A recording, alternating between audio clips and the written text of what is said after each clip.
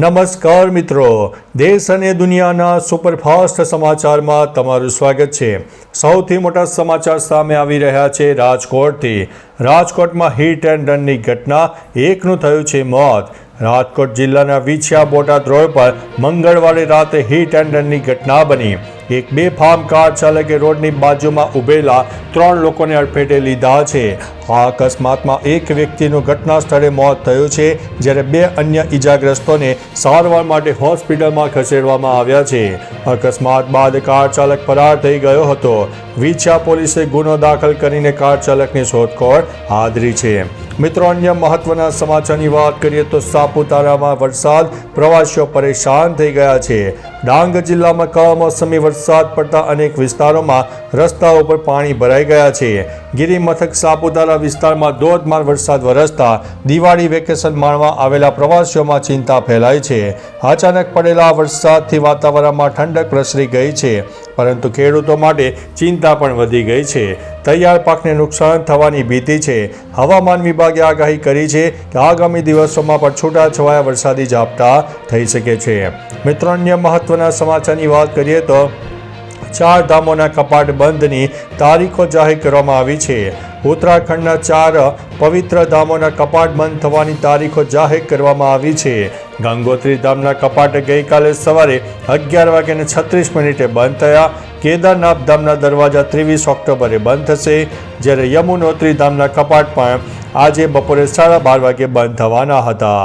બદ્રીનાથ ધામના દરવાજા 25 નવેમ્બરે બપોરે 2:56 બંધ થશે। શિયાળાની ઋતુ દરમિયાન આ ધામોના દેવતાઓને તેમના શિયાળાના નિવાસસ્થાને ખસેડવામાં આવશે। મિત્રો, અન્ય મહત્વના સમાચારની વાત કરીએ તો સુરતથી 1.70 લાખ મુસાફરો વતન પરત પહોંચ્યા છે। દિવાળી અને છઠ પૂજાને પગલે સુરત રેલવે સ્ટેશન પરથી આ વર્ષે લગભગ 1.70 લાખ મુસાફરો પોતાના વતન પરત ફર્યા। પશ્ચિમ રેલવે મુસાફરોની ભીડને ધ્યાનમાં રાખીને 75 જોડી સ્પેશિયલ ટ્રેનોની 2400 ટ્રીપ દોડાવી, જેમાં ઉત્તર પ્રદેશ અને બિહાર તરફ સૌથી વધુ ટ્રેનો ચલાવવામાં આવી। માત્ર રવિવારે જ 36,000થી વધુ મુસાફરો સુરતમાંથી ટ્રેન દ્વારા વતન પહોંચ્યા હતા। ઉધનાથી રોજિંદાના 3 અનરિઝર્વ ટ્રેનો પણ દોડાવવામાં આવી હતી। મિત્રો, અન્ય મહત્વના સમાચારની વાત કરીએ તો માંડ બચ્યા રાષ્ટ્રપતિ દ્રૌપદી મુર્મુ। રાષ્ટ્રપતિ દ્રૌપદી મુર્મુના કેરળ પ્રવાસ દરમિયાન પટનાથિટ્ટા ના પ્રથમ સ્ટેડિયમમાંથી એક મોટી દુર્ઘટના ટળી છે, જ્યાં તેમના હેલિકોપ્ટરે લેન્ડિંગ કર્યું। તે હેલિપોડનો એક ભાગ વજનના કારણે નીચે ધસી ગયો, જોકે કોઈ મોટી ઘટના બની નહોતી। પોલીસ અને ફાયર વિભાગના કર્મચારીઓએ હેલિકોપ્ટરને ધક્કો મારીને બહાર કાઢ્યું। રાષ્ટ્રપતિ સબરીમાલા મંદિરની મુલાકાતે પહોંચ્યા હતા। મિત્રો, અન્ય મહત્વના સમાચારની વાત કરીએ તો હવામાં શ્વાસ લેવો એટલે રોજની 11.1 સિગારેટ પીવા સમાન છે। દિવાળી બાદ દિલ્હીની હવા ફરીથી પ્રદૂષિત બની રહી છે। 21 ઓક્ટોબરની સવારે મોટાભાગના વિસ્તારોમાં હવાની ગુણવત્તા ખૂબ જ ખરાબ પરિસ્થિતિમાં જોવા મળી અને ગંભીર પરિસ્થિતિમાં પહોંચી ગઈ। બર્કલે અર્થના અહેવાલ મુજબ દિવાળી પછી દિલ્હીમાં હવામાં શ્વાસ લેવો એ જાણે કે રોજની 11.1 સિગારેટ પીવા સમાન છે। આ પ્રદૂષણ લોકોના સ્વાસ્થ્ય માટે ગંભીર જોખમ ઊભું કરી રહ્યું છે। મિત્રો, અન્ય મહત્વના સમાચારની વાત કરીએ તો 3 હત્યા કેસના 2 આરોપી ઝડપાયા છે। રાજકોટના આંબેડકર નગર વિસ્તારમાં દિવાળીના દિવસે થયેલી જૂથ અથડામણ ટ્રિપલ મર્ડરમાં ફેરવાઈ ગઈ હતી। વાહન અથડાવવાની સામાન્ય બાબતે શરૂ થયેલી બબાલમાં 2 સગાભાઈ સુરેશભાઈ પરમાર અને વિજયભાઈ પરમારની હત્યા કરવામાં આવી, જ્યારે સામા પક્ષના અરુણ બારોટનું પણ મૃત્યુ થયું છે। ઘટનામાં અન્ય કેટલાક લોકો ઘાયલ થયા છે। પોલીસે બંને પક્ષોની ફરિયાદ નોંધી અને અત્યાર સુધીમાં 2 આરોપીઓની ધરપકડ કરવામાં આવી છે। મિત્રો, અન્ય મહત્વના સમાચારની વાત કરીએ તો રેતીના શિલ્પમાં જીવંત થયા અભિનેતા અસરાની। કલાકાર સુદર્શન પટનાયકે ઓડિશાના પુરી બીચ પર બોલિવૂડના દિગ્ગજ ગોવર્ધન અસરાનીને શ્રદ્ધાંજલિ અર્પણ કરી। તેમણે અસરાનીની યાદમાં એક રેતીનું શિલ્પ પણ બનાવ્યું, જેમાં અભિનેતાના ચહેરાના હાવભાવ અને તેમની ફિલ્મ શૈલીને ખૂબ જ કાળજીપૂર્વક કેદ કરવામાં આવી હતી। રેતીના શિલ્પમાં અસરાનીના સ્મિત અને હાસ્ય શૈલીને પણ જીવંત બનાવવામાં આવી, જેનાથી તે ચાહકો માટે ભાવાત્મક ક્ષણ બની ગઈ હતી।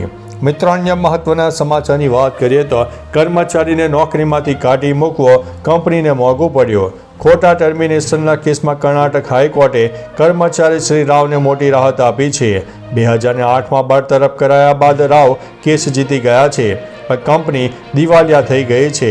કોર્ટે સ્પષ્ટપણે કહ્યું છે કે દિવાલિયાપણાથી કર્મચારીનો હક સમાપ્ત થતો નથી. કોર્ટે કંપનીને 13 લાખ રૂપિયા વ્યાજ સહિત તરફ ચૂકવવાનો આદેશ આપ્યો છે. રાવને ગેરવર્તણૂકના આરોપમાં નોકરીમાંથી કાઢી મૂકવામાં આવ્યો હતો. મિત્રો, અન્ય મહત્વના સમાચારની વાત કરીએ તો અમદાવાદ ઇસ્કોન મંદિરે ભક્તોનું ઘોડાપુર ઉમટી પડ્યું. અમદાવાદના ઇસ્કોન મંદિરમાં નવા વર્ષની શરૂઆત સાથે ગોવર્ધન પૂજાનું ભવ્ય આયોજન થયું. વહેલી સવારથી જ ભક્તોની ભારે ભીડ ઉમટી પડી. મંદિરમાં 108 કિલો ઘીથી ગોવર્ધન પર્વત બનાવવામાં આવ્યો અને ભગવાનને સૂકો મેવો તથા ફળો અર્પણ કરવામાં આવ્યા. પરંપરા મુજબ અન્નકૂટ મહોત્સવનું પણ આયોજન કરવામાં આવ્યું, જેમાં અનેક પ્રકારના ભોજન ભગવાનને અર્પણ કરવામાં આવ્યા. મંદિર પરિસરમાં જય શ્રી કૃષ્ણના નાદ સાથે ભક્તિપૂર્ણ માહોલ સર્જાયો હતો.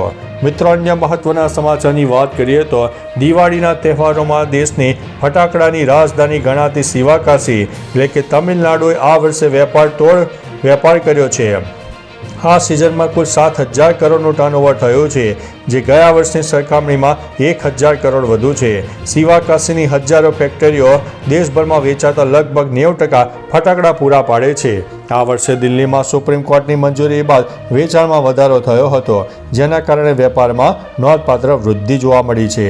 મિત્રો, અન્ય મહત્વના સમાચારની વાત કરીએ તો ઓપરેશન સિંદૂરના બહાદુરોને મળ્યું મોટું સન્માન. કેન્દ્રએ ઓપરેશન સિંદૂર સહિત વિવિધ અભિયાનોના સશસ્ત્ર દળોના વીર જવાનોને વીરતા પુરસ્કાર આપવા માટે નોટિફિકેશન બહાર પાડ્યું છે.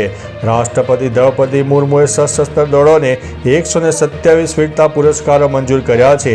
આમાં 4 કીર્તિ ચક્ર, 15 વીર ચક્ર, 16 શૌર્ય ચક્ર અને 100થી વધુ સેના મેડલનો સમાવેશ થાય છે. તેમને ગોળીબાર વચ્ચે અસાધારણ બહાદુરી દર્શાવવા બદલ સન્માનિત કરવામાં આવ્યા છે. મિત્રો, અન્ય મહત્વના સમાચારની વાત કરીએ તો આ પાકિસ્તાની યુવતીએ તો આખું સોશિયલ મીડિયા ઘેલું કર્યું. સોશિયલ મીડિયા પર એક પાકિસ્તાની યુવતીનો ડાન્સનો વિડીયો વાયરલ થયો છે. લાલ સ્કાર્ફ અને પરંપરાગત સૂટમાં તે આત્મવિશ્વાસપૂર્વક ડાન્સ કરતી જોવા મળે છે. તેના ચહેરાની માસુમિયત અને કુદરતી અભિવ્યક્તિએ લોકોને મંત્રમુગ્ધ કર્યા છે. અનેક યુઝર્સ તેની પ્રશંસા કરી રહ્યા છે અને લખ્યું છે કે આજકાલ આવો સ્વભાવ ભાગ્યે જ જોવા મળે છે. કેટલાકે તો પાકિસ્તાની સંસ્કૃતિની સુંદરતા અને આકર્ષણને પણ વખાણ્યું હતું. તો ચાલો મિત્રો, ફરીથી દેશ અને દુનિયાના સુપરફાસ્ટ સમાચાર લઈને મળતા રહીશું. ત્યાં સુધી અમને રજા આપશો. નમસ્તે.